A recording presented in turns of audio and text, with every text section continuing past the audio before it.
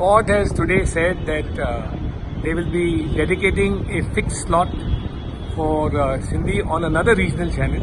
It will be specifically called DD Sindhi, and there will be programs aired on that. They are committed. They are saying that they are exploring this possibility. The petition has been kept after 3 months, so that what they are exploring today will take material form. So at the moment, the situation is that there will be Sindhi content on a dedicated slot in another regional channel. And this is going to be a DD Sindhi. It is going to be called DD Sindhi, yes. This slot will be called DD Sindhi. Are you happy with today's outcome of this judgment?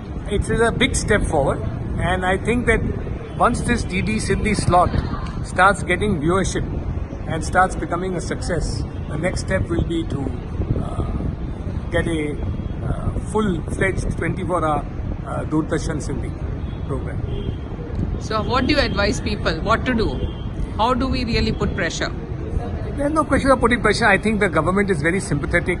They realize that Sindhi language is a recognized script. Other regional languages have been given DD channel. And it's about time they realize that even the Sindhis, even though they are scattered and maybe all over the country and only 26 lakhs, they realize that there is a strong